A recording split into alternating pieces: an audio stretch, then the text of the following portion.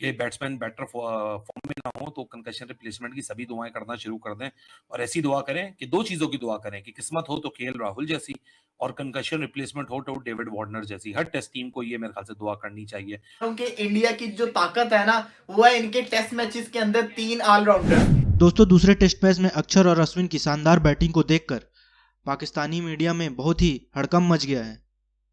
India के lower order जिस तरह परफॉर्म किए जा रहे हैं, एक के बाद एक मैच में पाकिस्तान को अपने लोअर ऑर्डर की कमी खल रही है।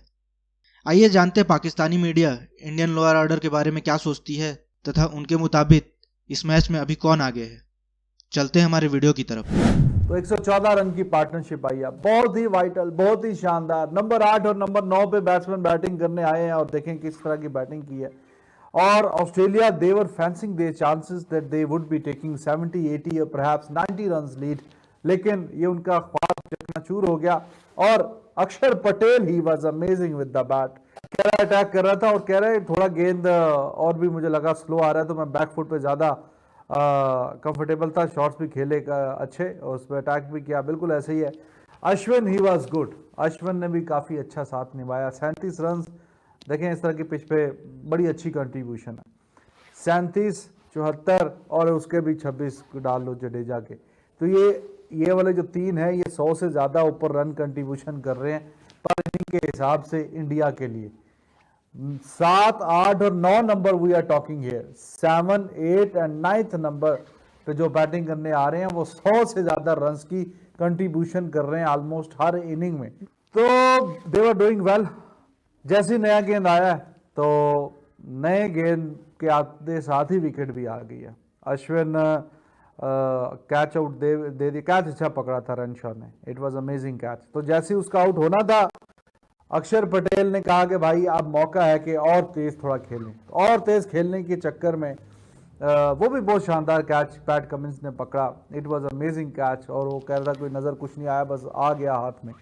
तो करते कराते जो नज़र आ रहा था कि एटलीस्ट कोई ऊपर के जो 63 है, 200 कर भी लो तो 63, 65 या 70 रन की जो लीड वो ऑस्ट्रेलिया जो कि दिमाग में माइंड में बना के बैठा हुआ था, वो इन दोनों की काविश की वजह से सिर्फ 1 रन की लीड ले पाया ऑस्ट्रेलिया।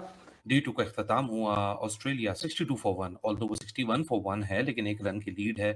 लेकिन रविचंद्रन अश्विन और अक्षर पटेल, अगर इन दोनों की फाइट बैक ना होती तो अभी गेम इंडिया की लीड से बहुत ऊंचा चुका होता। What a remarkable fight back. Indeed, it was remarkable fight back. जिस तरह हेड ऑन लिया अक्षर पटेल ने और रविचंद्रन अश्विन को, और जिस तरह अभी ये बैटर्स भी आके बैटिंग कर रहे हैं, एक चीज तो यहाँ तय है कि पिच में अभी भी कोई ज्यादा खास डीमन नहीं है। माइंडसेट का बहुत ज्यादा फर्क है। ठीक है, डीमन मौजूद हैं लेकिन वो इतने ऐसे डीमन नहीं है कि कुछ बॉल्स अनप्लेएबल हो गई।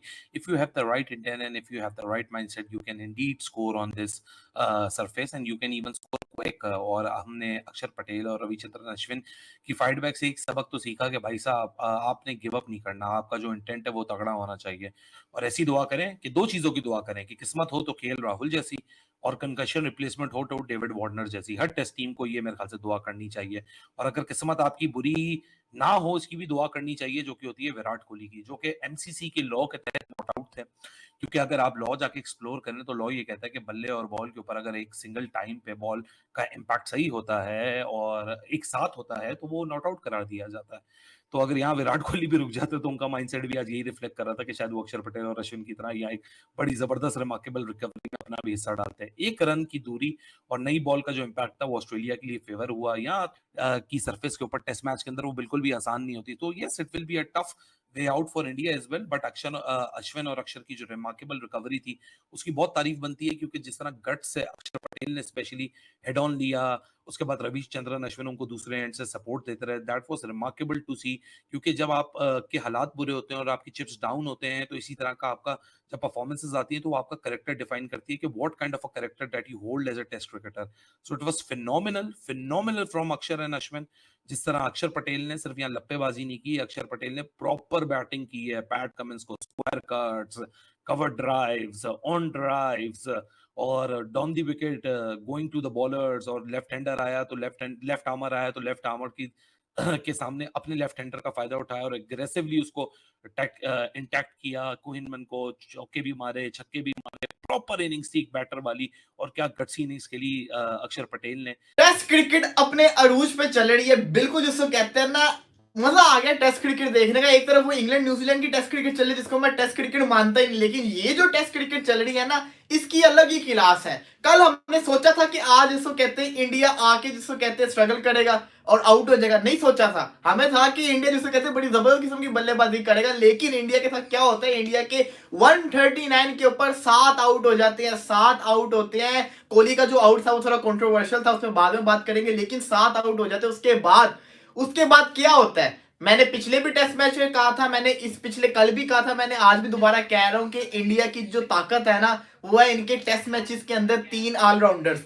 ये जो इनके 3 ऑलराउंडर्स है ना, ये जिसको कहते हैं ना अखीर लेवल के ऑलराउंडर्स हैं। ये बॉलिंग में तो तूफान मचाते ही मचाते हैं। इनकी बॉलिंग अगर आप देखें तो जिसको कहते हैं ना, बंदा कुछ बोल ही नहीं सकता, इतनी खतरनाक इनकी बॉलिंग है। लेकिन जब ये बल्लेबाजी करने आते हैं तो मतलब कि केएल राहुल जैसे को सीखना चाहिए कि अश्विन अक्षर जडेजा से कि कैसे बल्लेबाजी करते हैं। अक्षर पटेल यार पिछले 2 साल से ये डे बाय डे इंप्रूव कर रहा है, इतना इंप्रूव कर रहा है कि मैं आपको बयान नहीं कर सकता। अभी उसकी जिसको कहते हैं ना, उससे बात कर रहे थे दिनेश का, वो भी ये पूछ रहे थे कि भाई बता दो आप बैटिंग ऑलराउंडर हो, बॉलिंग ऑलराउंडर हो, आप क्या हो? तो वो कहता है कि जिस दिन मैं चल जाऊं मैं वो वाला ऑलराउंडर बन जाता हूं। मतलब कि आज वो बैटिंग में चला तो वो बैटिंग ऑलराउंडर बन गया। मतलब कि सुपर बल्लेबाजी। लगता ही नहीं था कि यहां से जिसको कहते हैं ना इंडिया कमबैक कर पाएगा, लेकिन उन्होंने कमबैक किया।